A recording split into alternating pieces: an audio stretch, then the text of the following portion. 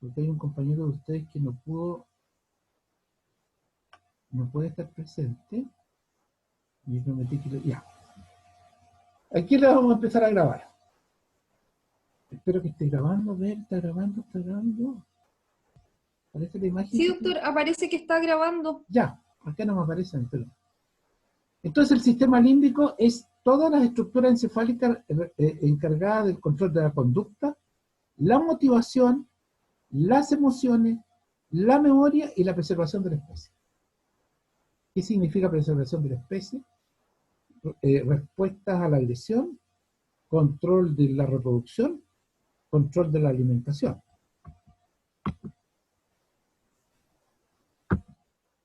Los componentes anatómicos, aquí está, tú lo mostraste en la clase anterior, ¿cierto? El lóbulo límbico de Broca, el giro del cíngulo, ¿cierto? El istmo del giro del cíngulo, el giro paripocampal, que forma, ¿cierto? Un anillo, que se llama limbus, anillo alrededor de.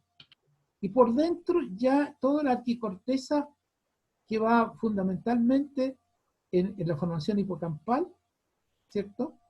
Y todo lo que está en el dorso, o la parte dorsal del cuerpo calloso, que aquí se llama hipocampo rudimentario, que es el indusum gris, ¿cierto? Es decir, estos dos círculos concéntricos, uno de mayor tamaño y otro, o sea, más fácil de identificar, y otro más profundo, más delgadito, ¿cierto? Constituyen la estructura encefálica que van a controlar en forma automática toda la respuesta emocional y todo lo que definí como con la función del sistema límbico, a lo cual se agregan otras estructuras, pero principalmente en los últimos tiempos se ha agregado a la amígdala o complejo amigdaliano y sobre todo el área prefrontal, que los conceptos antiguos como que lo iban dejando afuera. Vamos a ver ahora. A ver, ahí sí. Bueno, aquí está el gran lóbulo límbico. Y el otro que quiero dejar en claro, el circuito papé. El circuito papé es que se inicia en el giro del cíngulo, se continúa en el istmo al giro del cíngulo, el giro paripocampal, hipocampo, fornix, cuerpo mamilar, y del cuerpo mamilar a través del fascículo mamilo-talámico, núcleo anterior. Entonces, este es el circuito de retroalimentación que sigue los impulsos relacionados con las emociones, que significa que conforme las necesidades se van reclutando mayor circuitos neuronales. Pero este circuito de papel nos dejaba afuera la amígdala y el área prefrontal, que actualmente se conoce que cumplen roles fundamentales. No se olviden la ubicación aquí está el giro paripocampal, aquí justo en el polo o en la parte más anterior del lóbulo temporal está nuestro complejo amigdaloide y toda nuestra corteza prefrontal, las áreas 9, 10 y 11 de Brodmann. Ahí está nuestro complejo amigdaliano, ¿lo ven? Y obviamente que la visión moderna, se lo vuelvo a insistir por tercera vez, incluye el área prefrontal,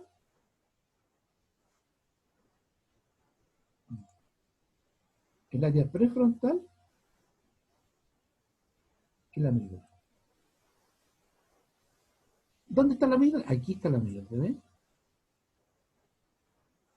Inmediatamente en el polo temporal, inmediatamente, esto es el hipocampo,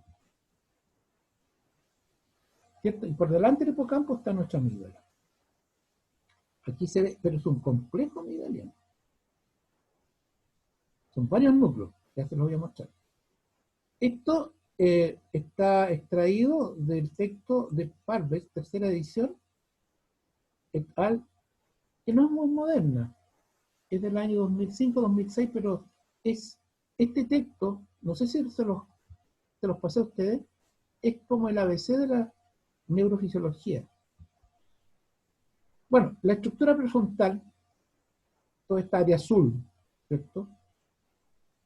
Todo esto que está aquí, está el área prefrontal, que con la evolución se ha visto que se ha ido desarrollando, y yo lo he expresado en clase, que cuando ustedes vean las disecciones de cerebro de conejo, de cerdo, de cordero, de vacuno, y Rodemil en la clase lo remachaba también ese concepto.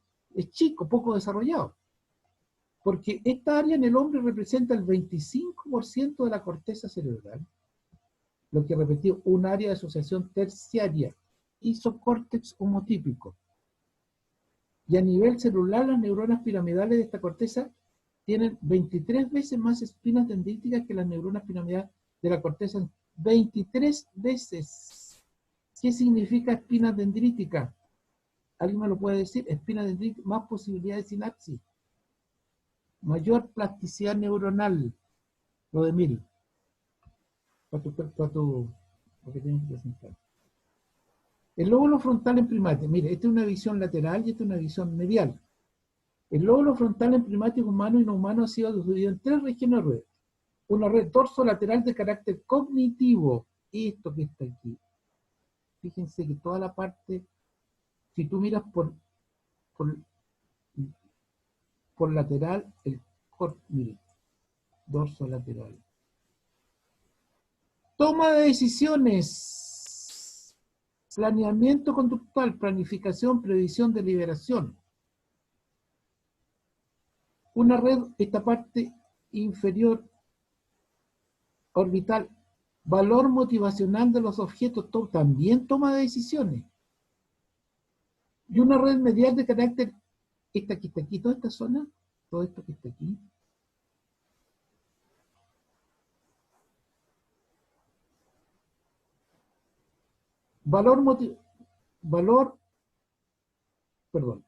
Alerta, control autonómico, control y toma de decisiones. O sea, en general, el área prefrontal, por su evolución, tiene bajo sus riendas todo el sistema límbico.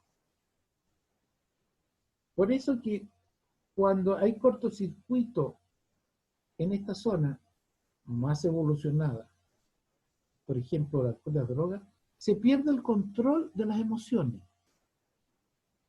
La persona comienza a ser exagerada en la expresión de las emociones.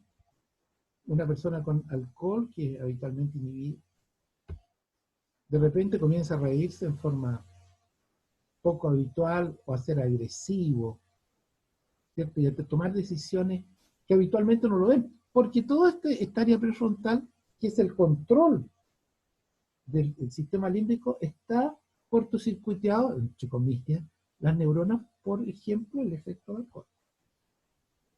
Mira, la corteza prefrontal, las funciones ejecutivas se encarga de mando y control. Toma la información sensorial que llega al corte en un estado preprocesado. Toda la información sensorial llega al corte prefrontal en un estado preprocesado. Recibe también información emocional y autonómica. Claro, ustedes lo ven, todas sus 3 porciones. Sobre todo la parte que mira la cara medial del hemisferio. Ejerce un control de la información que le llega y que considera relevante por el momento, en tanto que mantiene en suspenso la información no relevante. ¿Te fijas? Baja un segundo plano. Por ejemplo, si tú quieres hacer una pregunta, te mantiene en primer plano lo que tú quieres preguntar y en segundo plano toda la otra información. La información es integrada en el córtex prefrontal frente a objetivos a corto y largo plazo y son utilizados para regular la conducta inmediata y planificación de conducta futura. Previsión, deliberación, memoria de trabajo. Lo que yo voy a hacer hoy día cuando despierto y planifico mi día está aquí, en esta zona, área prefrontal. El córtex prefrontal procesa contingencia de forma flexible a la situación apropiada, más que responder en forma rígida. La flexibilidad. Y aquí tenemos nosotros nuestra amígdala, que se nos agregó entonces en los últimos tiempos, porque juega un rol muy importante en la expresión y experiencia de las emociones. La amígdala está formada por varios núcleos. Este es un esquema: núcleo central, núcleo medial y núcleo laterobasal. La amígdala significa almendra, en griego. Almendra. Y esta almendra ya la ubicamos por delante del hipocampo. La función del complejo amigdaliano: conducta emocional, ingesta de alimentos, actividad sexual, actividad motora, respuesta autónoma de orientación y alerta. Las lesiones en el lóbulo temporal provocan alucinaciones olfatorias y gustativas. También hay el síndrome de Cleveland-Dizzy, que lo nombramos cuando hay lesión del lóbulo temporal. En síntesis, el sistema límbico corresponde a estructuras ubicadas en el córtex cerebral, estructuras ubicadas en el diencéfalo y estructuras ubicadas en el tronco encefálico. Las estructuras ubicadas en el telencéfalo tienen áreas neocorticales, región frontotemporal y región parietal. Núcleos septales, complejo amigdaliano, corteza olfatoria y parte ventral del cuerpo isquioso. Este es el famoso núcleo accumbens, importantísimo en el circuito de la recompensa o satisfacción. En el diencéfalo, ¿qué es lo que tenemos? A nivel dipotálico, en particular el cuerpo mamilar, y en el tálamo, en particular núcleo anterior y medial. Núcleo anterior, núcleos mediales, ¿recuerdan? Los que están de la lámina medular interna hacia adentro. Y en el tronco encefálico, la AMI habló bastante muy bien de la formación reticular, que actuaba, ¿cierto? Habían dos fascículos descendentes, fascículo retículo espinal lateral y fascículo retículo espinal medial. ¿Está claro? Bueno, los estados emocionales, que no existe una definición precisa, y lo vamos a dejar hasta ahí para mostrarles. Ahí está el hipocampo, que obviamente lo vamos a dejar para más adelante. Las funciones del hipocampo son funciones conductuales y memoria declarativa asociativa a corto plazo, funciones endocrinas y viscerales. Ahí. Este esquema es bien importante. ¿Cuáles son los tractos del sistema límbico? El más grande, este que está aquí, el fornix, ¿cierto? ¿Cuál otro? Bueno, voy a marcar el fornix aquí. ¿Cuál otro? La estría terminal, esta. ¿Recuérdalo a mí? Y esto que está acá, la estría medular talámica.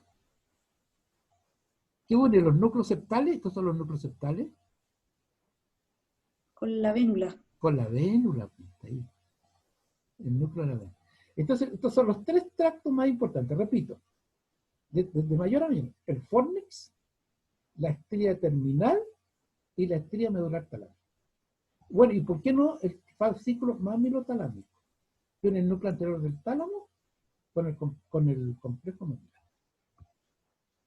La sustancia gris son estos. Ahí están. Ya lo vimos. Lo voy a dejar ahí. Entonces, la visión moderna, fíjense que Parves hace una división. Fíjense, toda esta zona más anterior del giro del cíngulo, esta zona de la amígdala y parte del área prefrontal, lo relaciona con la expresión de la emoción y con la experiencia de la emoción. En cambio, esta parte más posterior, de color azul, con el procesamiento de la emoción. Mira cómo ya los estudios más modernos van agregando alguna división funcional dentro de este gran lóbulo límbico de Broca y estructuras asociadas. Bueno, eso está en su... para que ustedes se ubiquen, no se olviden de el hipocampo. ¿Cierto? Se olviden de estos hipocampos. Esto que está aquí arriba es el alveo. Y esto que está aquí es la fimbria. Arquicorteza. Ya. Voy a mostrar ahora.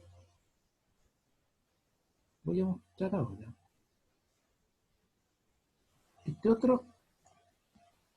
Hice una revisión en base a dos textos. Hay uno muy popular que es El cerebro de Rita Carter, traducido al castellano. Esta es una investigadora inglesa. Esto lo hizo por el año 2009. Y está el Neuroscience de Parves, la quinta edición es la última. Si la pueden conseguir, consigan.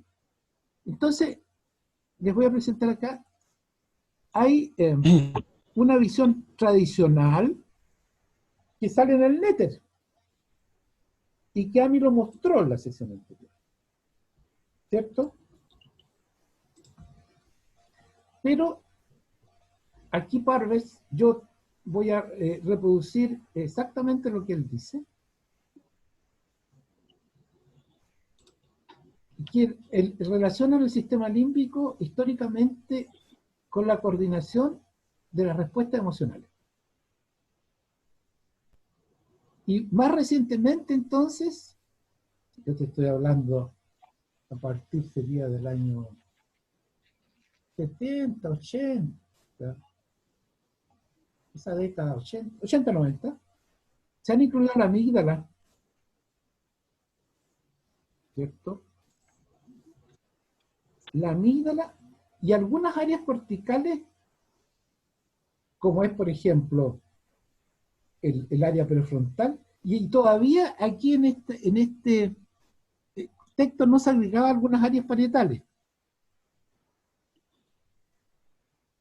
Bueno, ¿qué es la emoción? Obviamente todo lo que se relaciona con nuestro estado de ánimo.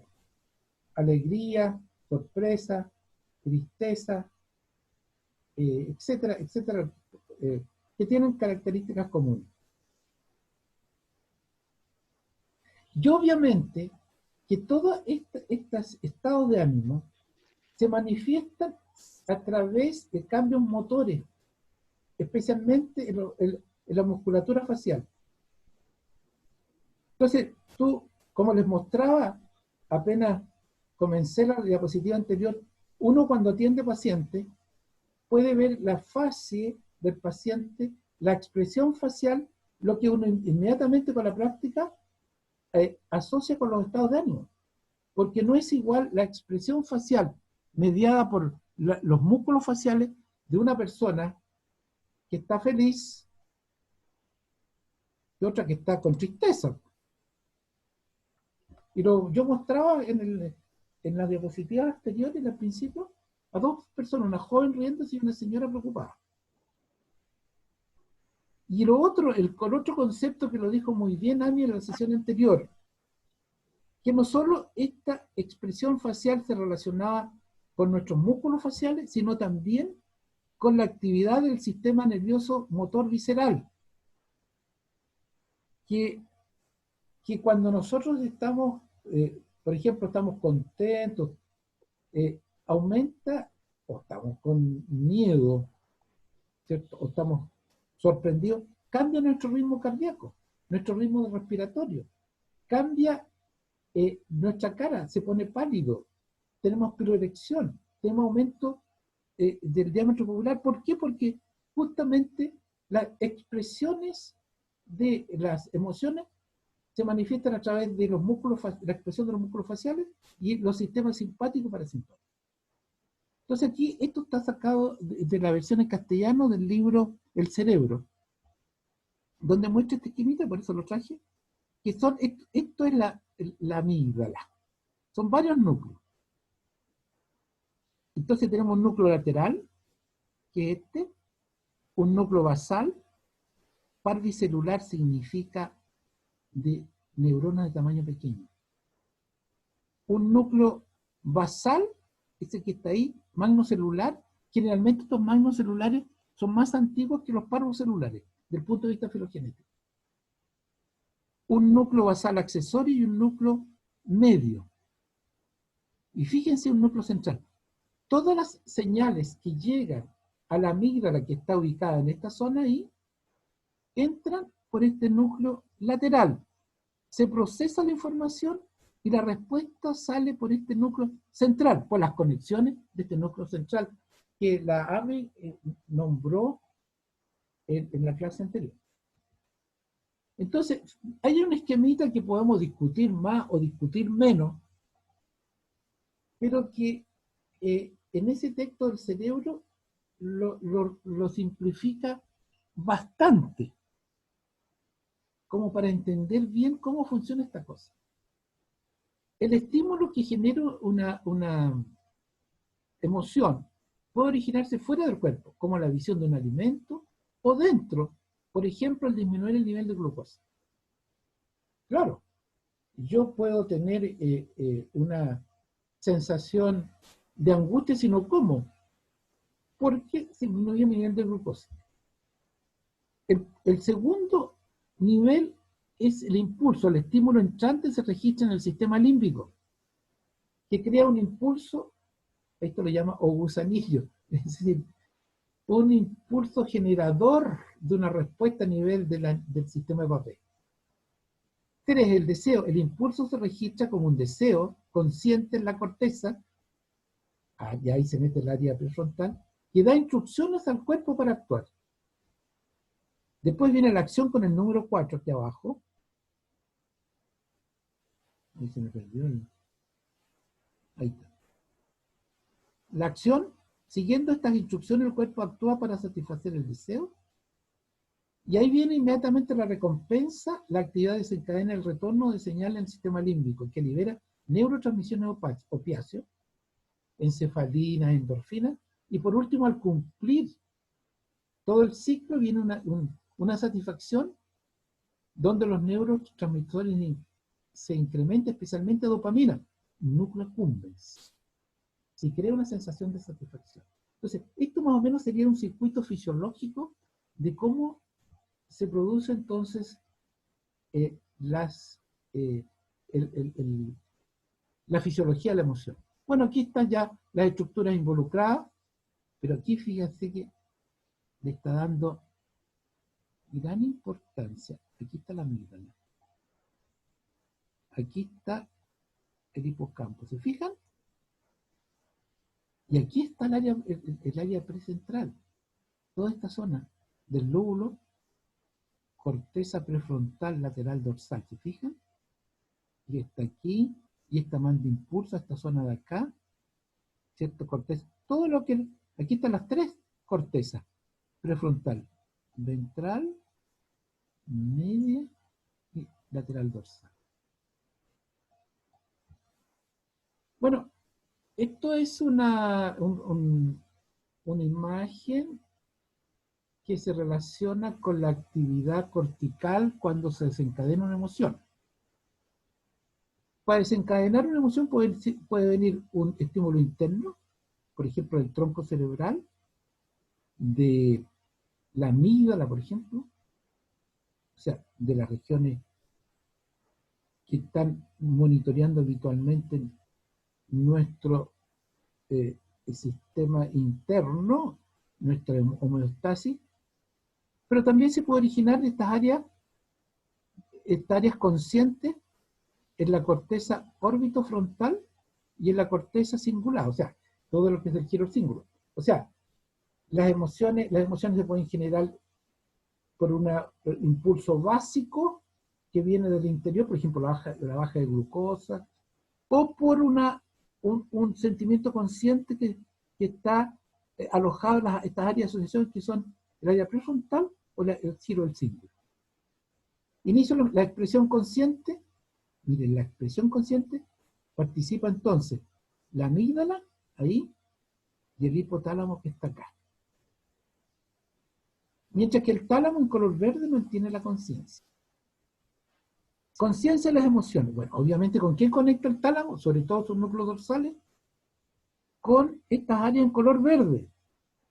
Estas grandes áreas del lóbulo frontal.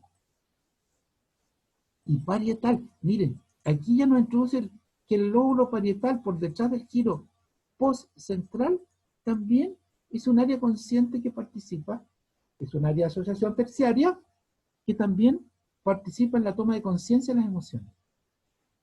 Y aquí está el lóbulo la ínsula, que no lo habíamos nombrado nunca.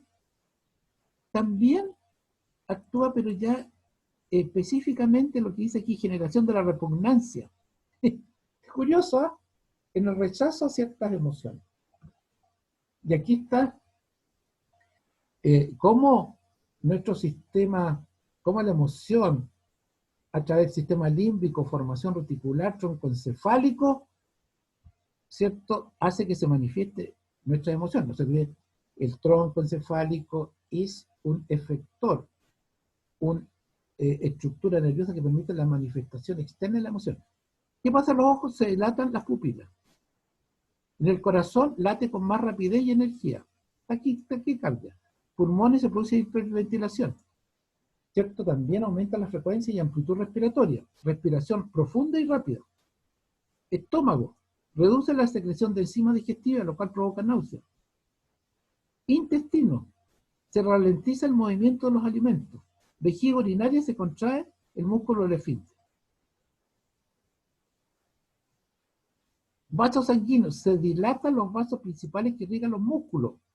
Todo esto es una respuesta simpática. Los vasos de los órganos internos se estrechan. Aumenta la presión sanguínea. Entonces, ¿se fijan ustedes cómo la manifestación emocional hace que todas estas estructuras del circuito de Papez actúen, manden estímulo al tronco encefálico a través de la formación reticular para la expresión de la emoción? Y la respuesta satisfactoria obviamente viene por la liberación de dopamina cuando hemos cumplido, ¿cierto?, este deseo que se nos produjo aquí donde el núcleo accumbens. ¿Qué es el núcleo accumbens? Es la parte más dorsal, perdón, más ventral del caudado, en general, más bien del caudado del putamen, ¿cierto? Libera dopamina y obviamente aquí actúa sobre la corteza prefrontal relacionada con la experiencia consciente del placer. Recompensa, dice, la vía neural de las recompensas se inicia en el área tegmental ventral, esta que está acá. Siempre han escuchado hablar de esta área tegmental ventral. Aquí, la parte más anterior del tegmento mesencefálico. Y la producción de dopamina se desencadena en el núcleo accumbens. O sea, en esta zona. Y acá se desencadena la respuesta placentera ante el cumplimiento de un deseo o emoción. Desde allí la vía de recompensa se extiende hasta la corteza prefrontal. Nuestra satisfacción se produce por la liberación de opiáceos, principalmente, y de lo que hemos hablado aquí ya varias veces, la dopamina. Bueno, y Ami, tú sacaste de este trabajo esas slides que mostraste el otro día, lo sacaste de este del 2019. No, creo que unas anteriores sí habían sido como Bueno, similares. esto es una tractografía. ¿Qué significa esto? Significa que se marcaron los tractos nerviosos a través de resonancia nuclear magnética con una máquina especial y se demostró por estos son tractos. O sea, ¿qué es lo que va dentro del fascículo, perdón, del giro del cíngulo? Va un tracto, que es el tracto o fascículo del cíngulo. ¿Se fijan? Tiene una parte de color azulete y acá tenemos color rojizo. Aquí se ve muy bien. Se fijan que hay una parte anterior y una parte posterior de este fascículo. Y aquí está el fascículo mamilo-talámico. Y aquí se ve, ¿cierto?, todo lo que es la estría terminal. O sea, se marcan fascículos, ¿cierto?, que van dentro de los sustancias gris, como el fascículo del cíngulo. Bueno, hoy obviamente hay un fascículo que de por sí es muy marcado, que es el fornix, ¿cierto? De tal forma que es importante que ustedes lean este paper, ¿ya? Para que puedan entonces ver que en forma moderna, en el año 2019, ya se demostraron todos estos tractos que unen entre sí la sustancia gris o los giros del circuito o del área límbica. No se olviden ustedes, los principales son la estría terminal, el fornix y la estría medular talámica. Y el fascículo mamilo-talámico, que aquí está en color amarillo. Fascículo mamilo-talámico. ¿Ok? Ya, eso es lo que les quería mostrar. Ya está el doctor Enrique, pero sí ya puedes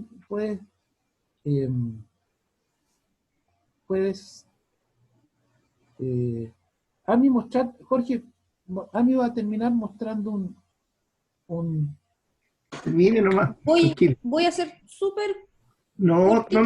no te preocupes de ser súper. dale nomás. Perdón, ¿alguna consulta? ¿Entendieron bien? Le digo a los chiquillos, algo que me quieran preguntar sobre lo que yo les insistí sobre el sistema límbico. Parece que no. No, yo al menos no, está bastante claro. Ya, muy bien. Doctor, ¿Quién habla? no sé si me escucha.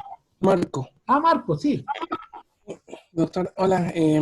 ¿Sabe el PARPS? Así se llama, ¿cierto? PARPS, el libro, PURVES. Ah, sí, Marco. PARVES. Sí. Lo tenemos también nosotros. Yo la otra vez lo conseguí, lo compartí, lo hemos ocupado harto también. Oiga, usen el Parves, que es muy bueno. Y te da una La edición visión. de 2018. La tenemos, si la necesita también. No, sí, yo lo tengo, gracias, yo lo tengo. Pero úsenlo porque es una excelente base de neurofisiología.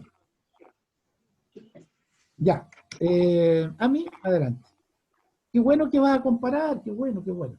Sí, aquí, un poquitito para reforzar en el fondo lo que habló usted, estas tres estrías que van a conectar, la principal aquí vemos el fornix arriba, la estría terminal que va a conectar los núcleos septales con los núcleos del complejo amigdaliano, aquí lo vemos, la estría terminal, y la estría medular, que era la otra que era principal, que también va a conectar los núcleos septales con el núcleo de la vénula. ¿Ya?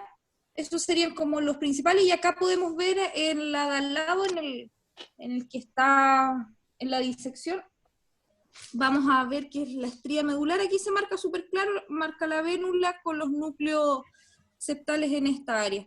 Acá tenemos el complejo amigdaloide ahí, también vemos el fornix aquí que claramente se relaciona con el complejo hipocampal, aquí lo vemos. Ya, que les quede claro. Aquí también. Oye, y el fascículo retroreflejo, no te olvides que está atrás, ¿eh? Entre el núcleo de la vena y el núcleo interpeduncular. Eso también. Que sería este de acá. Ese que está, exacto. Pero están los tres importantes y también puedes agregar ese. Y el otro, hecho, y el fascículo mamilotalámico. Acá. El núcleo mamilar con el núcleo anterior del tálamo. Esos son fascículos de segunda línea. Los y el otro, los otros tres. Y el otro que se alcanza a ver, porque son 6 en total, los 3 principales era el fornix, la estría terminal y la estría medular talámica, y los otros, claro, el tracto mamilotalámico y el tracto, siempre se me olvida, el que está más posterior, de acá. Retroreflejo. Retroreflejo. Y acá se alcanza a ver, pero obviamente no se alcanza a proyectar el fascículo prosencefálico medial, que sería este de acá, pero que se proyecta hacia el mesencéfalo. Claro, importante esa conexión. Ahí tendríamos los 6.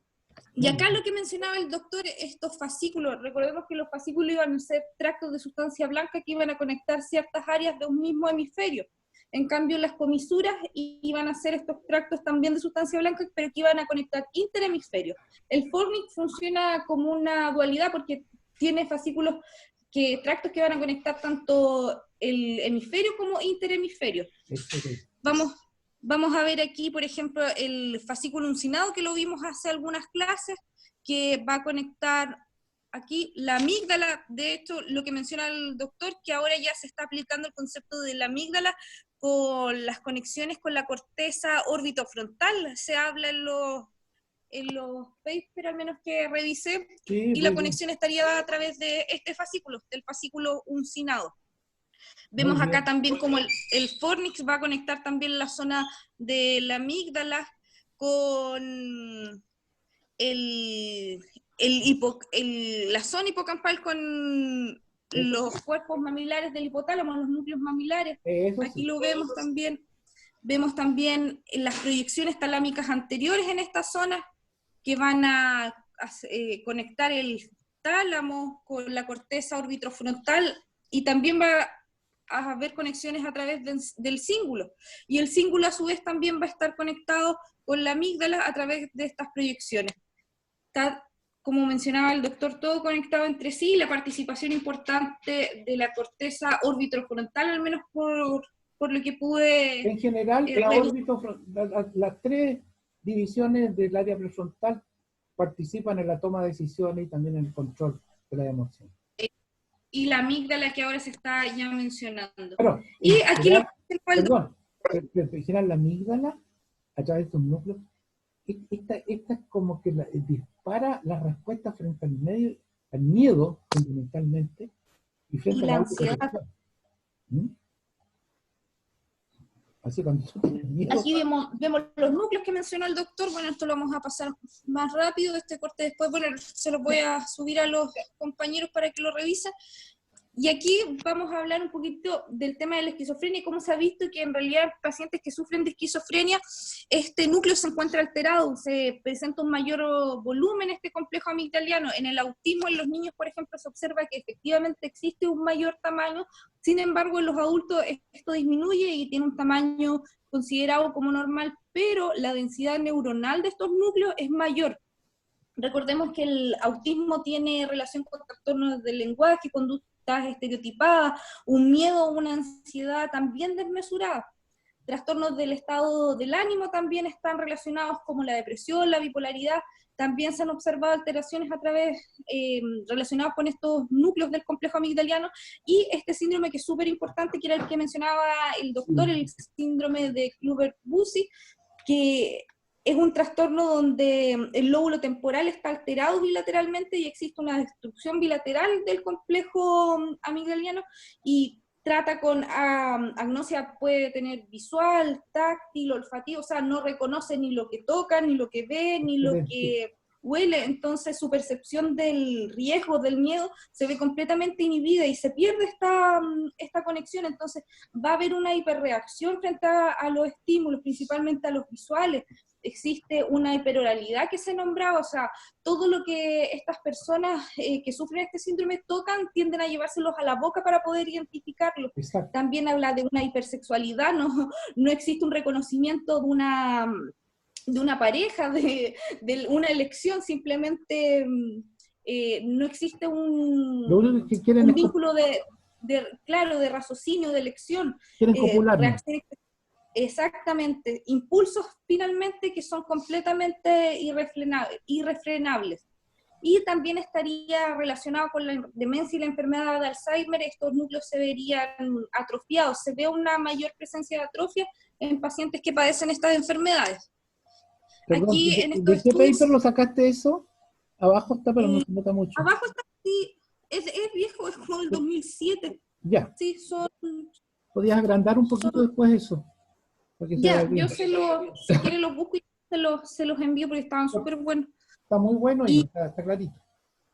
Y esta, por ejemplo, muestra aquí en un estudio donde la percepción del miedo se ve claramente afectada en pacientes que tienen alteraciones acá. Esta marcada acá se ve claramente una respuesta mucho menor y que estaría suprimida en pacientes que presentan alteraciones a nivel del complejo amigdaliano. Aquí en este resumo un poquitito la velocidad con la que se procesan toda esta toma de decisiones, las sensaciones, los estímulos sensoriales llegan inmediatamente hacia la corteza prefrontal y de aquí al sistema emocional. Es bastante rápido, todos estos procesos están medidos en milisegundos. Y este es del 2009, sí, no es para nada actualizado, pero también muestra cómo se relacionan entre ellos la corteza frontal y la órbita frontal con el giro cingulado, con los cuerpos mamilares, con el fornix, con el hipocampo y la amígdala, que toda esta área estaría conectada entre sí. El flujo de señales sería en ese orden, según al menos lo que plantean estos autores. Acá podemos ver lo mismo que nos mostró el doctor, cómo se estimulan ciertas áreas encefálicas, el área orbitofrontal, aquí vemos el giro cingulado también, vemos las áreas temporales relacionadas al incus acá. Y esto es para terminar aquí, esto se lo dejo después a mis compañeros para que le demos una revisión a través de los diferentes fascículos, cómo se relacionan entre sí, cómo habrían ciertos desórdenes que están relacionados. Aquí, por ejemplo, vemos la relación temporo-amígdala-orbitofrontal y que estaría relacionado con el Alzheimer, con la demencia senil, con el síndrome de Kluver-Bucy que lo vimos, epilepsia incluso. Se habla también de un autismo adquirido cuando el complejo amigdaliano se ve destruido, se ve alterado. Y aquí varias otras que también están relacionadas con estas áreas. Ahí los podemos revisar. Como ven, pueden ser múltiples. ¿De qué año esta publicación? Este es del 2013. Bien. Muy bien. Y eso era lo que más o menos tenía como para presentar. Ya, Era algo cortito, pero que complementaba lo que... Lo de otro día, más lo que yo les hablé hoy día, creo que ya tienen una visión más amplia del sistema límbico. Listo. Ya, Jorge. Aquí. Comienza usted, está a cargo del... Ya, bueno, la idea era echar una última visión muy rápida, a pesar que su compañero habló de casi todo, pero de todas maneras, vamos, de las venas cerebrales era, del drenaje venoso cerebral, ¿ya? Algunas cosas, voy a compartir la pantalla con ustedes primero para poder ver lo más importante.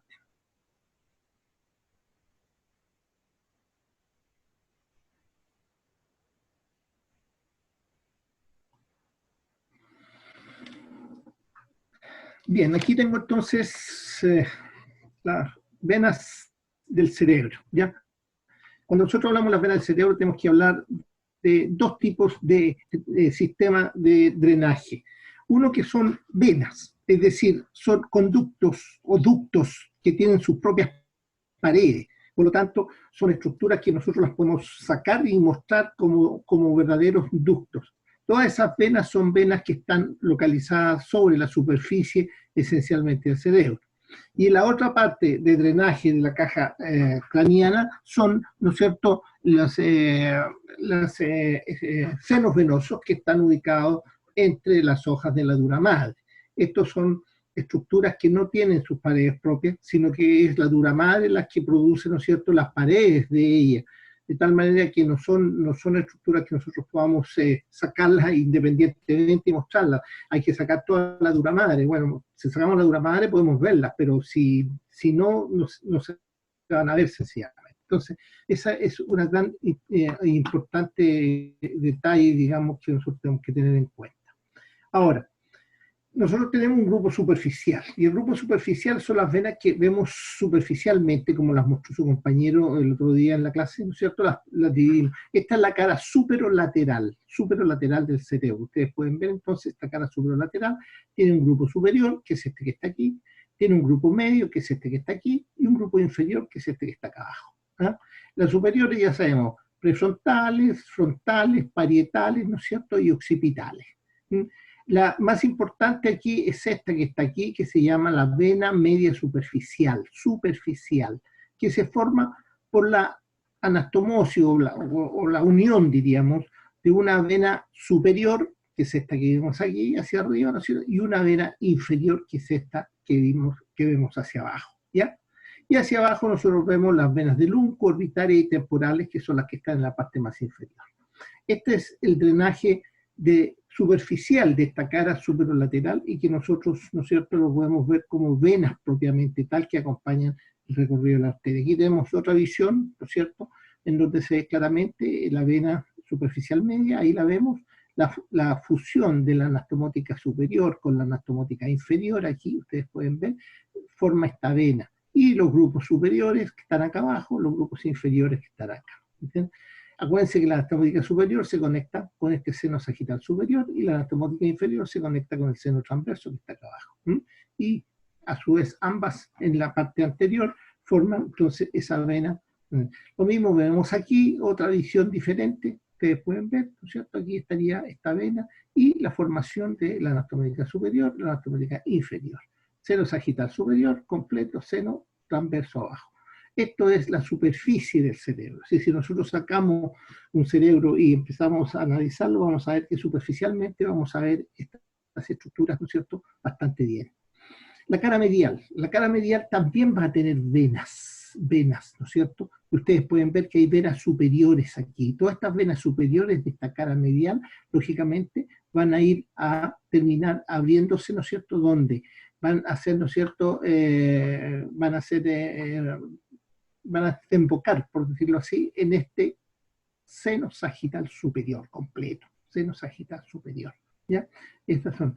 También en la cara medial, pero en la parte más anteroinferior, cerca de la rodilla y del rostro del cuerpo calloso por debajo de él, comienza esta vena, que es importante tenerla en cuenta en la cara medial. Se llama vena cerebral anterior. Vena cerebral anterior. Esta vena sigue hacia la cara inferior, ¿no es cierto?, y se desplaza hacia atrás. Aquí vamos a ver cómo se une con otra vena para formar una vena que se llama la vena basilar o basal. Eso es importante tenerlo en cuenta.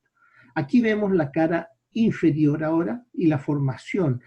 Aquí hay venas, ¿no es cierto?, que son, aquí vemos la vena anterior, ¿ven?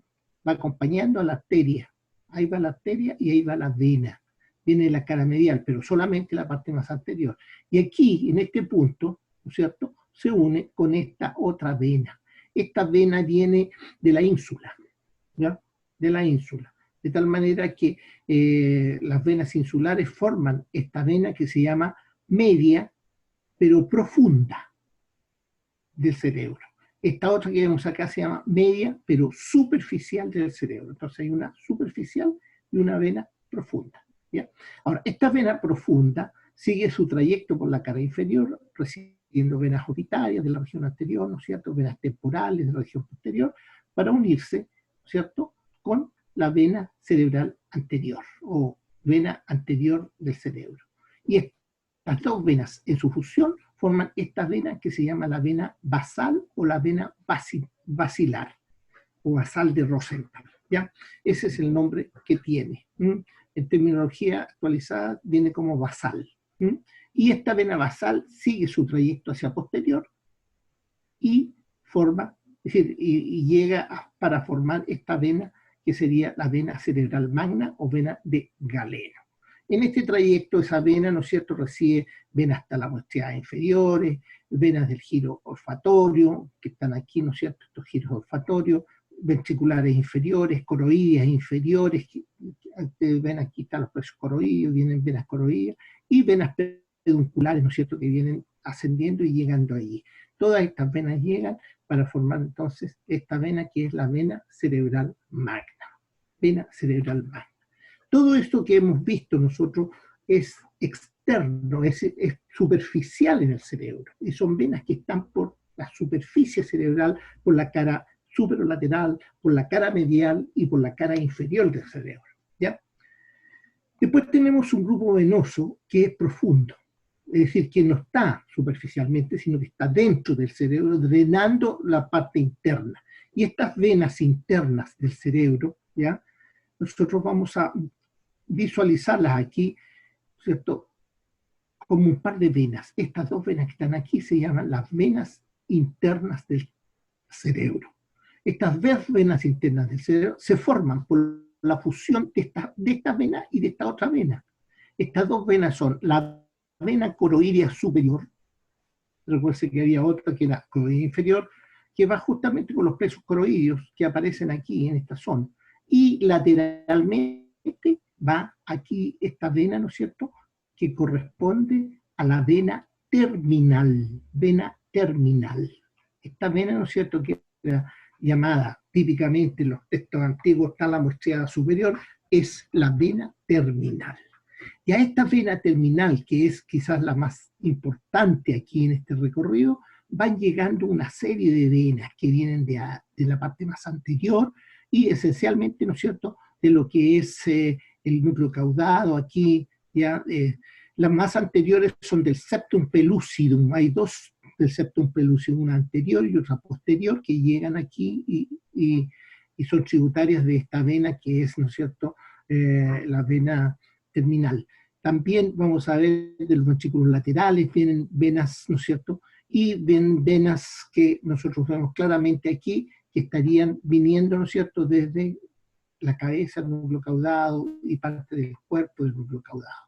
Todas estas venas, ¿no es cierto?, van a ser tributarias para formar a esta vena que se llama la vena terminal.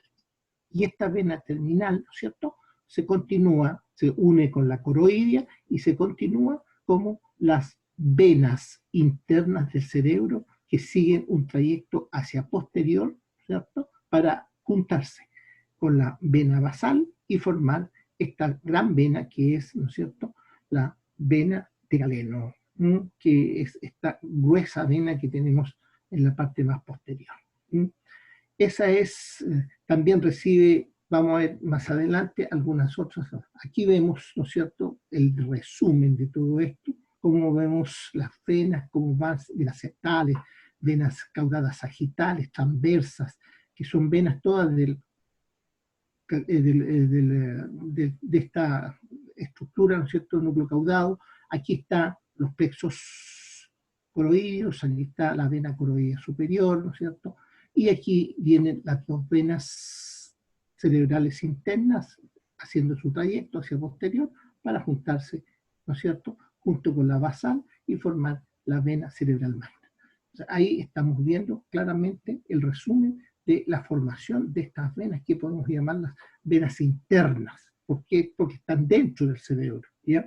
Las otras son superficiales. Aquí hay una vista lateral de la misma característica. Ustedes pueden ver aquí entonces la formación. Aquí ven claramente, esta es la vena de Galeno, ¿cierto?, cerebral magna. Y aquí vemos la dorsal del cuerpo calloso, por ejemplo, que estamos viéndola allí, en ese punto. Y aquí ven las internas, ¿no es cierto?, la coroidea, las anteriores, pelúcido, etc. Y aquí ven la basal, aquí ven la cerebral anterior, después viene la basal, ¿no es cierto?, aquí está la unión con la vena profunda, media del cerebro, y aquí viene entonces la basal hacia atrás y se junta con estas otras y forman esta vena, que también recibe vena, ¿no es cierto?, del cerebelo hacia arriba y que también van a llegar aquí. Y estas forman entonces el drenaje único que tiene el cerebro como tal, como una vena, ¿ya? ¿Para qué? Para abrirse a esta estructura que vemos inmediatamente posterior. Y esta estructura es el seno recto, ¿ya? El seno recto también recibe en este punto a este seno que es el seno sagital inferior. Este es el seno sagital inferior, esta es la vena cerebral magna y esta hacia atrás es el seno recto. Y ahí vemos, ¿no es cierto?, la definición. Aquí hay una vista de un corte de cerebro en donde nosotros podemos visualizar claramente las venas superficiales. Ustedes pueden ver cómo existen estas venas superficiales, van por la superficie, pero no solamente hay venas que van por la superficie, hay vasos que vienen desde la profundidad, intracorticales. Estas son venas intracorticales que vienen del interior de la corteza y van drenando.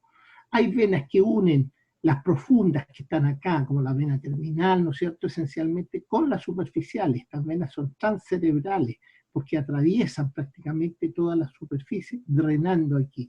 Y hay grupos de venas profundas que son de la sustancia blanca más profunda y hay de la sustancia blanca más superficial, ¿ya? Superficiales, medulares superficiales y medulares profundas, digamos, que corresponden al drenaje venoso. Ustedes pueden ver entonces cómo el drenaje venoso está aquí visto al interior del cerebro, cómo las venas van distribuyéndose y van drenando al resto de las venas que van a conducir, ¿cierto?, la sangre hacia el exterior de esta masa encefálica. ¿Qué pasa más hacia abajo ahora?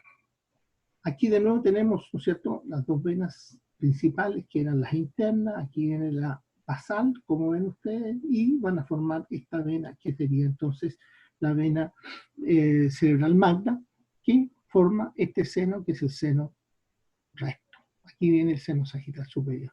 Pero desde abajo está el cerebelo. Aquí vemos el cerebelo. Y aquí hay una vena, ¿no es cierto?, superior del cerebelo que asciende y que va a desembocar también, ¿no es cierto?, va a abrirse allí. Van a haber venas del vérnice cerebelar, venas superiores de los hemisferios cerebelares, que se los voy a mostrar más adelante, una vena precentral, una vena petrosa, todo eso drenando, ¿no es cierto?, la sangre que llega por las 3 arterias que alcanzan a este cerebelo. También vamos a tener, aquí vemos esto, ¿no es cierto? Aquí vemos la cara superior, aquí vemos la vena petrosa, por ejemplo, que llega al seno petroso, y aquí vemos las venas superiores que estarían drenando esencialmente a estos senos, ¿no es cierto?, que son los senos transversos, ¿ya? Aquí vemos la vena superior, que es la que va a drenar arriba a la cerebral magna, esencialmente, ¿ya? También existen venas del tronco encefálico. Ustedes pueden ver que el tronco encefálico lo podemos ver por anterior, como se ve en esta figura, y aquí vamos a ver algunas venas importantes. Vamos a una gran vena que recorre no solamente el puente, sino que también recorre el mesencéfalo, la vena pontomesencefálica, ¿ya? Que da venas intertuberculares, van al espacio intertubercular. Y aquí en el paso esta vena va recibiendo, ¿qué cosa? Venas a nivel del puente. Y estas venas a nivel del puente son la anteromediana, anterolateral, transversa, laterales, es decir, varios tipos de venas que van a abrirse y a llegar a esta vena específica que es la pontomesencefálica. Lo mismo ocurre en la médula oblonga o bulbo, que está más hacia abajo, la anteromediana, ¿no es cierto?, las anterolaterales, hay anteromedianas, anterolaterales, transversas, que son las que se unen unas con otras. Todas estas venas corresponden a la parte anterior del tronco encefálico. Ahora, si esto mismo lo vemos, pero por la parte posterior, nosotros podemos visualizar aquí el cuarto ventrículo, claramente, el mesencéfalo, y en la parte superior del mesencéfalo, por detrás de los colículos, ¿no es cierto?, encontramos nosotros la vena cerebral magna. Ahí está la vena cerebral magna, ¿no es cierto?, que está recibiendo la superior, que está cortada aquí porque es del cerebelo, ¿no es cierto?, y las venas mesencefálicas esencialmente que estarían, hay venas intercoliculares que están aquí entre los colículos, ¿no es cierto?, y venas que vienen desde abajo, ¿no es cierto?, que vienen de la médula oblonga, dorsales, posteromediana, posterolateral, venas de los recesos. Aquí hay unas venas, ¿no es cierto?, que son de los recesos laterales del cuarto ventrículo y del espacio que es la cisterna cerebelomedular. Todo ello, ¿no es cierto?, viene por la región posterior de este tronco encefálico, ¿ya? Este es el drenaje por la cara posterior. ¿Qué pasa ahora con la columna vertebral y con la médula espinal? Cuando nosotros tenemos una vista de lo que es toda la estructura de la columna, vemos que en el centro, ¿no es cierto?, aquí en esta zona, vamos a ver la médula espinal. La columna vertebral tiene dos grandes plexos, un plexo venoso vertebral anterior, que es este que vemos aquí, ¿ya?, y un plexo venoso vertebral posterior, que es este que vemos acá atrás. Esos son los plexos de la columna vertebral propiamente tal. Ahora, en la médula espinal, nosotros vamos a encontrar plexos venosos vertebrales internos, anterior, y un plexo venoso vertebral interno posterior. Estos dos plexos venosos, ¿no es cierto?, que nosotros los podemos visualizar aquí, en esta figura, van por dentro de la columna vertebral, es decir, se localizan aquí, dentro del canal vertebral de cada una de las vértebras que está formando este canal, y hay un grupo que está por anterior, este es el plexo venoso interno anterior, no confundir con el externo anterior, que es este que está acá, ¿ya? Y uno posterior, que es este que está aquí, que es el interno posterior. Aquí vemos que el interno anterior tiene venas mucho más gruesas, ¿no es cierto?, y más grandes que el posterior, que tiene venas mucho más finas, ¿no es cierto?, y delgaditas que van ascendiendo.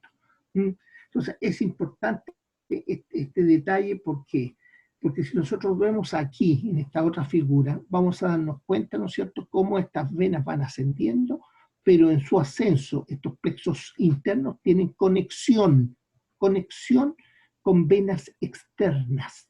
Y aquí a este nivel, ¿no es cierto?, esta es la vena lumbar ascendente que vemos aquí. ¿Ven? Aquí ven las venas lumbares, ahí se ven las 4 venas lumbares, ¿ya? y ellas a su vez tienen conexión con los plexos internos. Por lo tanto, ya existe una conexión entre lo que es la parte externa de la columna con la parte interna, en este caso, ¿cierto? Con los plexos vertebrales internos, anterior y posterior. Aquí vemos, ¿no es cierto?, el detalle de cómo las venas se conectan, tienen una conexión muy parecida a las arterias para formar, ¿no es cierto?, estos grupos venosos que hemos señalado. Aquí los vemos claramente. Bien, esto es importante porque este grupo venoso anterior, que es el más importante y el más relevante, cuando sigue su trayecto hacia el superior, él llega a esta zona, formando este plexo, ¿no es cierto?, que se llama el plexo basilar. Y este plexo basilar es el que se conecta arriba, ¿con qué? Con este seno, ¿no es cierto?, que se llama seno intercavernoso posterior. Intercavernoso posterior, ¿ya?, que se une a los dos senos cavernosos derecho e izquierdo, pero por detrás, ¿no es cierto?, de lo que es el tallo de la hipófisis, por detrás de la conexión hipofisiaria. Por lo tanto, este seno se llama intercavernoso posterior, y a este seno es esencialmente al que llega este plexo basilar. Y este plexo basilar es el que trae desde la zona medular toda la sangre hacia arriba. Esto es muy importante clínicamente. ¿Por qué? Porque muchos de los tumores cancerosos, por ejemplo, que puede haber en el abdomen o que pueden haber en el tórax, pueden llegar a establecer, ¿no es cierto?, una metástasis secundaria a nivel del sistema nervioso. Y lo hacen por vía hematógena esencialmente, ¿ya? Y la vía hematógena es esa es la única vía hematógena por la cual ellos pueden ascender y llegar directamente, ¿no es cierto?, y ser un cáncer secundario a otro cáncer que partió en el abdomen probablemente o en el tórax probablemente. Bien, senos de la dura madre. Los senos de la dura madre, ya sabemos, son de doblamiento, ¿no es cierto?, de la dura madre, ¿ya?, específicamente entre la hoja endostal y la hoja, digamos, meningia, que se mete hacia adentro. Ahora, ¿cuál es la característica de ello? Nosotros vamos a encontrar un grupo de senos que están en la calota, ¿ya?, en la parte superior. Y otro grupo, mayoritario por supuesto, que está en la base. Por lo tanto, nosotros hacemos la división, senos de la calota y senos de la base. Esa es la división, o senos de la calvaria, si quieren llamarla así también, ¿ya? Y dentro de los senos de la calvaria, nosotros, su calota, vamos a tener el seno sagital superior, el seno sagital inferior y el seno recto. Esos tres senos son los senos que están en relación, ¿no es cierto?, con la calvaria. Recordemos que en la calvaria existe una disposición especial de la hoja de la dura madre que forma la false cerebral. Esta false cerebral, que la vemos aquí claramente, tiene dos márgenes. Un margen superior que es bastante largo, ¿ya?, y en este margen superior es donde se aloja el seno sagital superior. Seno sagital. Desde el foramen ciego, por delante de la crista Galli, ahí comienza y de ahí sigue su trayecto por superior, ¿no es cierto?, hasta la confluencia de los senos, que está más o menos a nivel de la protuberancia occipital.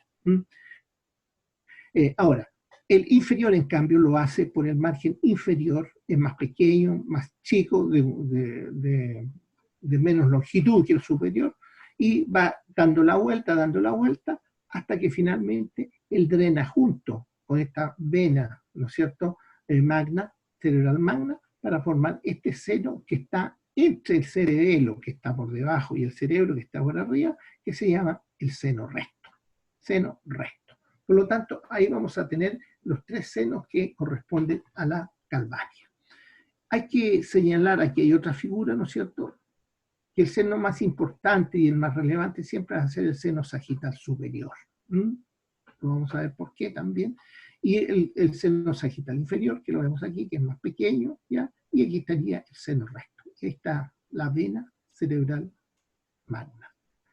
¿Por qué es tan importante este seno sagital superior? Porque es el seno quizás de mayor volumen que hay dentro de nuestro sistema, y tiene la característica que en él, ¿no es cierto?, se reabsorbe el líquido cerebroespinal. Por lo tanto, cuando ocurre eso, es porque este seno tiene estas zonas que corresponden, ¿no es cierto?, a estas regiones donde se produce la absorción, ¿no es cierto?, son pequeñas lagunas laterales en donde se produce la reabsorción del líquido cerebroespinal. ¿Ya? Estos cuerpos específicamente que tiene aquí, ¿no es cierto?, destinados para ello, estarían entonces siendo el lugar en donde el líquido sale y entra de nuevo al sistema circulatorio, ¿no es cierto?, y sigue su recorrido. Entonces, esa es la importancia que tiene este seno. Y ahí vemos cómo se abre, ¿no es cierto?, una serie de venas en el transcurso del recorrido de este seno, que es un seno extremadamente... Aquí se ven, ¿no es cierto?, estas zonas de paso del líquido cerebroespinal a lo que es entonces este seno, que es un seno triangular. Ustedes pueden ver entonces cómo se desdoblaron aquí las dos hojas, se dan cuenta. Aquí está la hoja meningia, que hace la fase cerebral, que forma la fase cerebral, y la hoja endostal, que es la que sigue cubriendo lo que es entonces el tejido óseo que corresponde al cráneo. Entonces ahí tenemos estos corpúsculos aracnoides que hay aquí, son los responsables entonces de esta situación de drenaje. Ahora, ¿dónde llega este seno, que es el seno sagital superior? Llega a un punto. Y este punto es el punto en donde se unen el seno sagital superior, los dos senos transversos, el seno recto que viene desde anterior y el seno, ¿no es cierto?, el seno occipital que estaría llegando ahí. Por lo tanto, esto es lo que nosotros llamamos la confluencia de los senos. Confluencia de los senos. Esta confluencia de los senos, llamada originalmente la prensa de Herófilo, porque fue Herófilo, ¿no es cierto?, quien la describió por primera vez, es un lugar amplio en donde hay una gran cantidad de sangre. Antiguamente yo recuerdo que en los niños se hacía punción ahí en esa prensa de Herófilo a través de la fontanela posterior para sacar sangre, ¿no es cierto?, en los recién nacidos. Era muy fácil sacar sangre de ese sector. Por lo tanto, se usó mucho para extraer sangre de los recién nacidos. Bueno, los recién nacidos tenían, no eran ni de término a ese, tenían venas tan pequeñas que era casi imposible funcionarlo a través de sus venas. Entonces se usaba mucho eso de la prensa de Herófilo. Acuérdense que ahora se llama confluencia de los senos. Aquí vemos otra figura semejante, en donde vemos la llegada, ¿no es cierto?, de este seno sagital superior y la salida de los senos transversos. Bien, ahora los senos de la base. ¿Cuáles son los senos de la base? Los senos de la base son varios, ustedes pueden darse cuenta, aquí está la lista de terminología, ¿ya? Veámoslos aquí de inmediato. El primer seno que vemos aquí es este, que está en el margen posterior de las alas menores del esfenoide. Se llama seno esfenoparietal. Seno esfenoparietal, que vamos a ver que tiene una cierta importancia especial. Después viene este seno que está en la fosa media, en el ala mayor, se llama seno petroescamoso. También un seno que podemos verlo que es un seno par, porque son uno a cada lado. Después viene los senos cavernosos. Aquí hay un seno cavernoso y acá está el otro seno cavernoso. Y entre ambos senos cavernosos hay dos senos que son impares prácticamente, que drenan a ambos senos y unen ambos senos cavernosos, que son seno intercavernoso anterior, que va por delante aquí, entre el quiasma, ¿no es cierto?, y lo que es la salida del tallo pituitario, del tallo de la hipófisis, y otro que está por detrás, casi en el reborde, en la parte dorsal de lo que sería la silla turca, que es el seno intercavernoso posterior. A este es donde llegan el plexo basilar. Ahí es donde drenan, ¿no es cierto?, la sangre que viene desde la médula, de la parte inferior. Después, hacia lateral, nosotros vamos a ver dos senos. que son como senos de drenaje prácticamente de este seno cavernoso, ¿ya? Que son el seno petroso superior, que lo vemos allí, ¿ya? Y el seno petroso inferior, que lo vemos acá. El superior, ¿cierto?, que es mucho más largo, va por el margen superior del peñasco hacia atrás, ¿sí? Y el inferior que es mucho más cortito, ¿no? Y va a abrirse prácticamente en el seno sigmoide, casi en donde el seno se va a terminar, se va a unir, ¿no es cierto?, con la yugular, ahí se une. Entonces, de pecho superior, petroso inferior. Y más hacia atrás vamos a tener un seno par otra vez. Aquí, miren, este está aquí. Aquí y acá. Va por el reborde del foramen magno, ¿ya?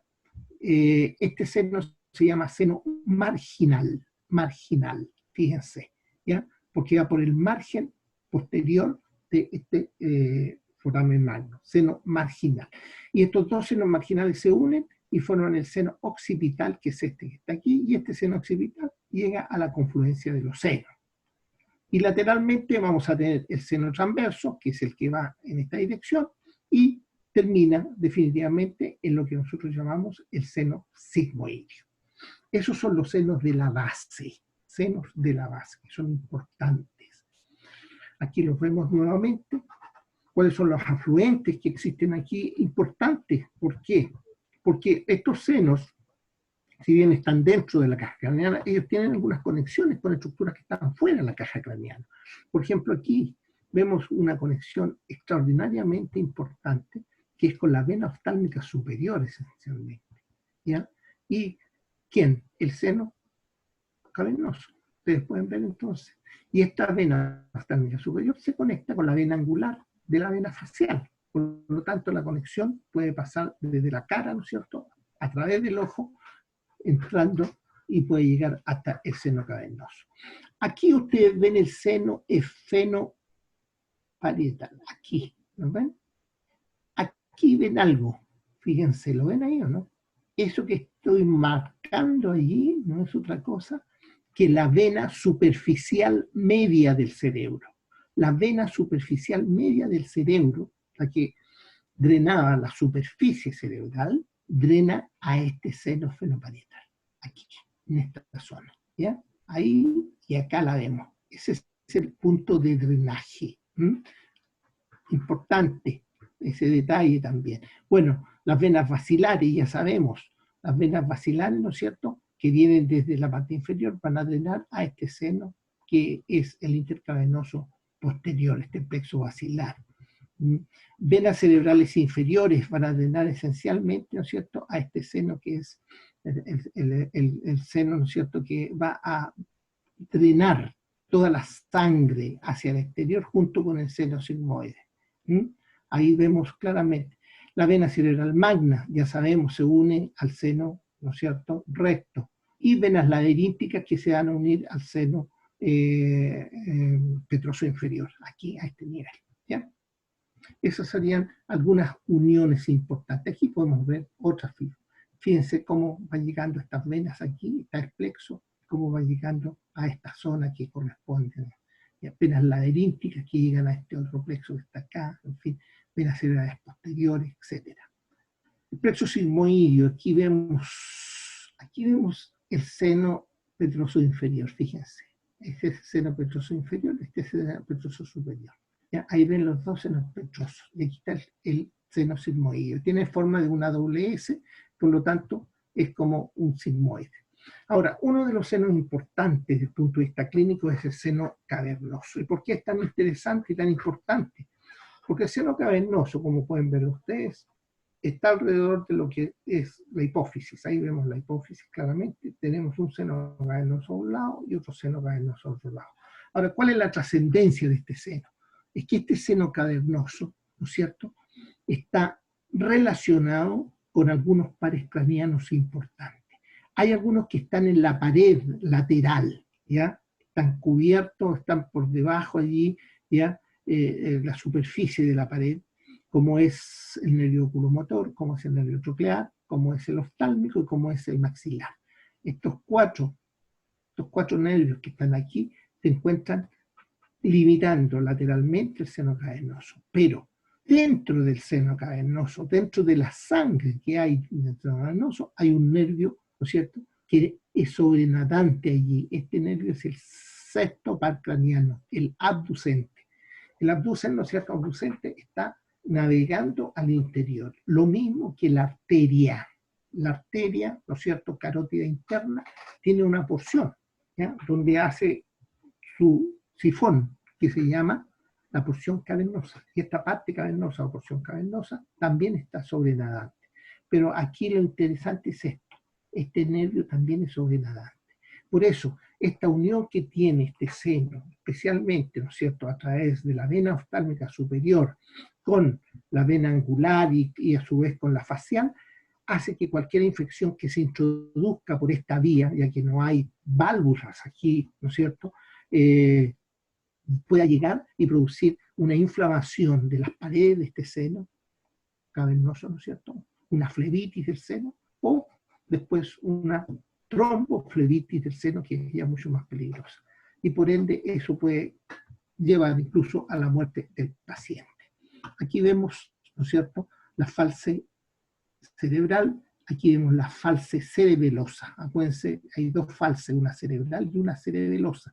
Acuérdense que la cerebelosa está ubicada, ¿no es cierto?, en la vallécula.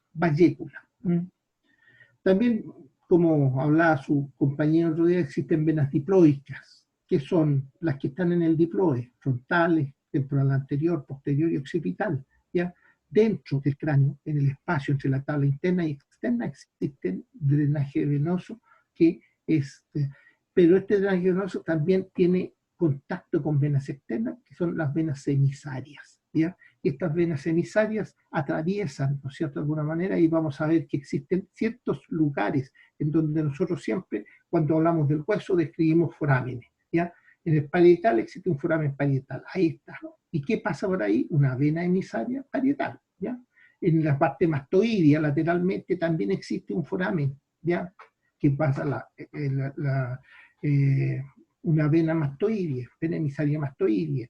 También tenemos en la parte condilar, pasando venas emisarias condilares, occipital también, y algunos plexos que están asociados, ¿no es cierto?, a estructuras quizás un poco de tamaño un poquito mayor, como es el canal del hipogroso, el foramen oval, el conducto carotídeo, ¿no es cierto?, y las venas que están en relación con la hipófisis. Todas estas venas se llaman venas emisarias porque llevan sangre y unen el sistema extra con el intracraniano. Entonces, estos son detalles interesantes que nosotros podemos visualizarlos y tenerlos en concordancia cuando veamos las venas.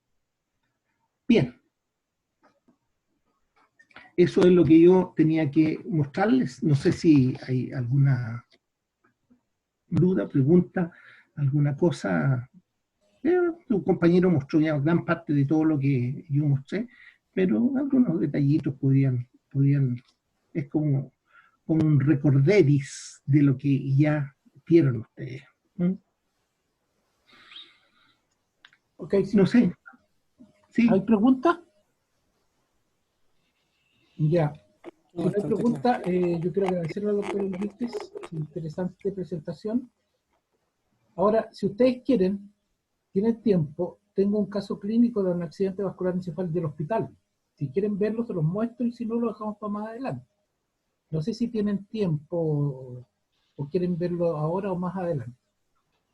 Donde participan dos médicos que son exalumnos de la UFRO, la doctora Granjan y el doctor Peldosa. Doctor Peldosa, que fue también ayudante neuro. Si ustedes quieren, lo muestro, son 10 minutos, 5 minutos. Sí, Paciente. yo creo que aprovechemos el tiro. Si ustedes quieren, ya voy a pasar a la tablet, voy a dejar de grabar acá y voy a pasar a la tablet, ¿ya? Muy bien. Ustedes me van a ver en la otra imagen que está abajo. Entonces, ahí estoy de lado. Entonces ahora voy a entrar a compartir. Son dos Fernando Matamala, son dos. Dos. Ya no es uno solo. De frente y de lado. Entonces vamos a mirar, espérense un poquito, a ver si compartimos. Primero tengo que compartir acá, espérense un minuto. Acá está muy complicado. Compartir pantalla. Comenzar ahora. Ahí estoy compartiendo. Entonces, ahora voy a entrar aquí con la doctora Granjan. Ya, buenas tardes. Bueno, pasó el rato ¿Lo y escuchan? la paciente que vimos Sí. requirió un procedimiento, ¿ya? Entonces, la señora Elsa ya todavía está en la sala de angiografía acá. Por algún motivo, ya le vamos a contar por qué. Tenemos a la paciente que recién está retirando las cosas de la anestesia. Y tenemos acá al doctor Marcelo Mendoza, un radiólogo intervencional, y también a su equipo de trabajo que está el anestesista ya adentro, la enfermera, enfermeros, tecnólogos, revisando las imágenes y viendo por qué ocurrió esto que la paciente pasó directo a angiografía, ya desde que se realizaron el escáner, se hizo el escáner y a ver, muestra un poquito, vamos a conversar con el doctor Marcelo Mendoza para ver por qué ocurrió esto de que la paciente ingresó con síntomas ¿Se de escucha bien? a las 10:30 am, Sí, sí. Ya. que tenía antecedentes de una enfermedad cardíaca y usaba un anticoagulante y se realizó un escáner cerebro con un angiotec y vamos a hablar ahora con el doctor Mendoza. Cuéntame un poquito, Marcelo. La paciente tenía un déficit neurológico muy severo, un movimiento del lado del cuerpo y contacto con el lenguaje. El puntaje que nosotros damos de gravedad es un puntaje de gravedad elevado. Y cuando se hizo el escáner, a los minutos que llegó al hospital, porque hubo una coordinación desde el momento del traslado, están esperando el escáner, están esperando la doctora, pero que el escáner simplemente la gente está aquí en color tanto en negro, no muestra ninguna imagen negra que nos hubiera orientado que hubiera sido un infarto y ya está consolidado, es decir, está con infarto en la fase aguda, pero no con daño irreversible del cerebro, y tampoco hay manchas blancas que no se tienen que tener hemorragia. Entonces tenemos que pensar que hay una arteria que está tapada, y cuando le hacemos un escáner a las arterias, podemos ver que todo eso blanco son arterias. Hay arteria a la derecha y hay arteria a la izquierda. Pero si vamos al cuello, la arteria principal del lado izquierdo no está. La arteria que está ahí no está al lado izquierdo. Y si vemos con cuidado, aquí arriba, la arteria que viene a ser de ese colorcito y de ese color está como destenido. Es decir, hay un coágulo que está tapando aquí, la carótida, en el cerebro y también en el cuello. Y con más cuidado encontramos que había una de las arterias adentro del cerebro también tapada. Y eso es lo que demostramos una vez que pasamos enseguida a la angiografía, porque estábamos en el tiempo límite para poder hacer una operación para poder abrir las arterias. Y además, la señora tenía un antecedente de una cirugía del corazón, se va a dar unos medicamentos, y posiblemente esos medicamentos están más bajos de lo que se necesita para evitar que se forme el trombo. Y este trombo, en este caso, lamentablemente lo va a partir en el cuello y en el cerebro. Y cuando comenzamos nuestra intervención, vimos que esa parte que está ahí, ¿ya? Eso es la arteria tenida con un líquido que va a ser vertenaire en este caso, y toda esa cosa que está por ahí, que se ve como detenido, es un coágulo. Toda esta parte es un coágulo. Y cuando pudimos hacer la intervención, finalmente pudimos liberar esta arteria y esta es la foto final. Esta es la foto al inicio, y esta es la foto del término. La arteria, toda esta parte que tenía coágulo quedó despejada. Quedó súper despejada. Ya. Antes estaba casi bloqueada, ¿cierto? Todo esto que es coágulo. ¿Cómo se llama este procedimiento?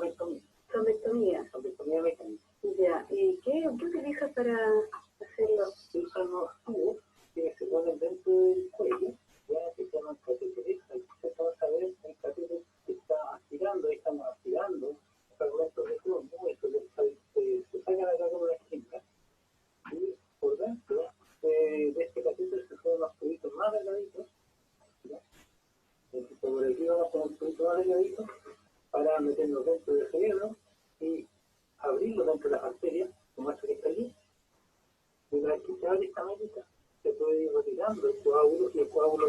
tapado dentro de esta malla o dentro del círculo. Y eso fue lo que pudimos sacar de este caso. Ya. El control final confirmó que las arterias estaban completamente abiertas. Se ven totalmente abiertas, claro. Y esto al inicio, esta situación era que no... Porque la paciente estaba con mucho déficit, la vimos inicialmente. Esta es la misma foto, esta es la arteria principal, la arteria no se llena, totalmente fluida. Ya. Completamente dentro. Ya, digamos que fue un éxito de la... Sí, fue un éxito de la dolor. Qué bien. Oye, cuéntame un poco... muéstrame un poco los tumbos, a ver qué debemos ver, porque es algo importante ver de que una paciente que si no se hace este procedimiento hubiese tenido un desenlace malísimo, ¿ya? En este caso, con trombos tan grandes como para tapar una arteria principal, la carótida. Y aquí están vemos la... Se van a... Ya, ver los trombos, sí. Eso... ahora para confirmar el origen del... perfecto. Ya. ¿Y qué nos puede decir como consejo a un paciente que tiene problemas cardíacos, en este caso a distancia de la infección? Igual, se mantuvo con vida a la paciente durante el procedimiento. Bueno, el mensaje principal es que hay que reconocer al ataque cerebrovascular como una enfermedad por la cual hay que consultar con si una persona tiene problemas para hablar, tiene problemas de debilidad de un brazo, una pierna, una mano, ¿cierto? Esos son síntomas que nos obligan a consultar frecuentemente en el servicio de salud más cercano. Pero que tenga idealmente un escáner, ¿cierto? Imagen. Pero puede ser desde la pospa, desde el consultorio, porque los doctores están allá van a poder definir si es un ataque cerebrovascular, y si es un ataque cerebrovascular, derivar totalmente a la velocidad que pueda realizar una intervención para salvar el cerebro. Bien, Marcelo, lo que pasa es que, bueno, ahora con todo esto del COVID, las personas le da miedo consultar, algunas, otras se quedan en la casa, y otras comienzan con síntomas leves, como un poquito de sensación de adormecimiento, y después le viene uno fuerte. ¿Qué opinas tú de quedarse en la casa de un accidente vascular? Esto lamentablemente nosotros estamos viendo, y este es el mensaje que tenemos que hacer a la persona. El ataque cerebrovascular es una enfermedad siempre dependiente que no respeta a cualquier persona grande, una persona joven, una persona anciana. Y si esta persona no respeta sus pacientes, eso a la situación de pandemia, ya no vamos a poder hacer nada de eso. En este caso, el ataque cerebrovascular no se queda. Ya no se queda en casa. Ya bueno, eso es. Entonces, tenemos una paciente que en este momento la están despertando y vamos a ver. Bueno, ustedes ven una aplicación de inmediata de lo que les enseñó el doctor Enrique, de hacer la distribución de las arterias. Esperando al paciente, ya, pero tiene que llegar a tiempo porque ¿cuánto tiempo tenemos para este procedimiento, por ejemplo? Para poder abrir una arteria, ya con medicamentos, ya hasta 4,5 horas desde el inicio de los síntomas. Ojo, 4,5 horas. El inicio de los síntomas en el primer momento y luego trasladarla preconcamente a algún centro para poder hacer el tratamiento. Porque desde que comienzan los síntomas y se hace el tratamiento tiene que pasar 4 horas y media. En algunos casos, ya esas 4 horas y media las podemos alargar 6 horas, 8 horas, 12 horas, 24 horas, en casos más excepcionales, pero tienen más estudios más invasivos. Pero no todos los pacientes, ¿cierto? Hacen eso. En algunos casos lo que podemos agrandar esta ventana.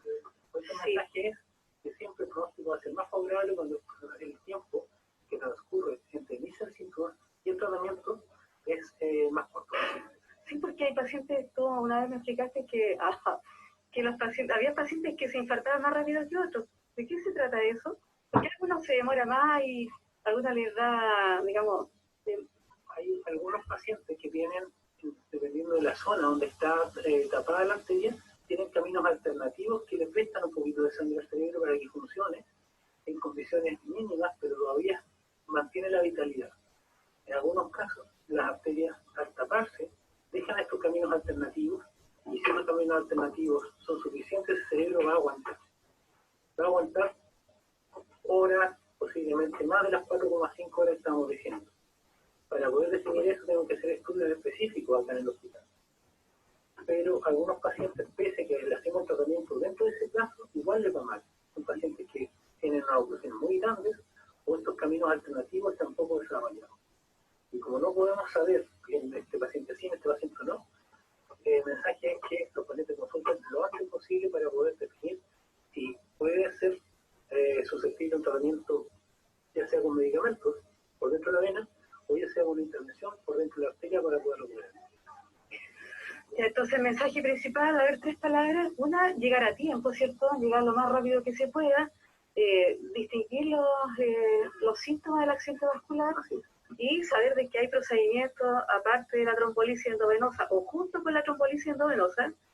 En este caso se hizo, incluso sin la trombolisis endovenosa, una angiografía cerebral con una trombectomía mecánica. Posiblemente el mensaje más corto en 3 palabras. Ay, perdón, dije como 100 palabras. El ACV no se queda en casa. El ACV, el ataque cerebrovascular, que es cuando tenemos estos síntomas que la autoridad los ha explicado, ¿cierto? Que cuando tiene problemas para articular la palabra, para poder mover una pierna, mover un brazo, en esos momentos esos pacientes tienen que consultarse con médicos. Pero también no hay que olvidar que los pacientes tienen enfermedades crónicas que los pueden predisponer. Este era el caso de esta paciente, tenía una enfermedad del corazón y posiblemente su medicamento no estaba en la dosis necesaria para que se evite alguna complicación.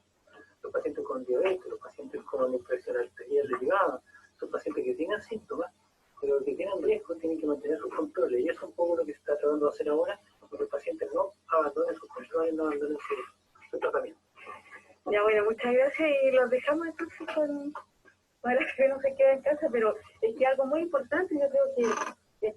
Muy bien.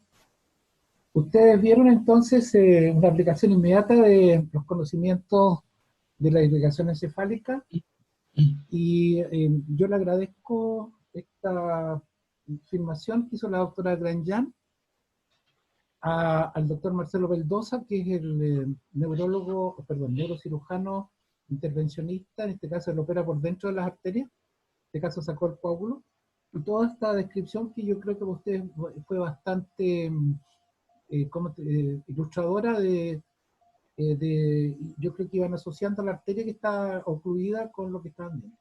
No sé si tienen algún comentario, y le agradezco que se hayan tomado el tiempo para que vean esta ilustración de la neuroanatomía ya en la clínica. No sé si alguien quiere decir algo y si no lo dejaríamos hasta aquí. Ami, Marco, Rodemil, ¿todo bien? ¿Algún comentario? Todo bien, ¿Todo bien, doctor? Sí. No tengo... ¿Les quedó claro Qué llamativo, los vasos obstruidos, ¿cierto? qué llamativo. La carótida se obstruyó, ¿no? Bueno, ahí está, pues. ¿Quieren verlo de No nuevo? te escuché mucho. No te escuché mucho, pero lo que Se Mira, veía vi que era... a ver, estaba obstruida la bifurcación porque la externa no se veía nada. Ya, Y se ese es un cuenta que la tema... externa no, nada, y la interna era un poco, entonces parece que estaba como justo en la bifurcación. Ya, ese es un tema Qué tremendo. que quiero que lo resuelvan después porque yo, esta grabación yo la voy a subir a la plataforma, ¿ya? O sea, todo lo que hemos hecho en la tarde, más este video lo voy a subir a la plataforma para que ustedes apliquen, razonen, en el fondo, que todo lo que le enseñamos acá tiene una aplicación inmediata y práctica, sobre todo la neuroanatomía en la base de cualquier actividad clínica, ya sea con el sistema nervioso. Bien, lo dejamos hasta acá y nos veríamos el martes con Rodemil. ¿Tú tienes neuroplasticidad? No, doctor. Yo tengo hipocampo, memoria y aprendizaje. Ya. ¿Y quién más tiene el martes? Neuroplasticidad tiene Ignacio, me parece. Ya. Mira, yo pienso Pero que... este martes no, ¿cierto? de veras, este martes. Ya, entonces nos vamos a atrasar un poquitito. Bueno, nos darán después más tiempo. Así que no me hago problema. Pero de todas maneras, cualquier duda me consultan. Ya, doctor. Por favor. Ya. Un gusto. Chao, Jorge. Chao, chao. Muy bien. Chao a todos. Chao, Disfruten la doctor. tarde. Gracias. Ya, listo. Chao, chao. Chao. Chao.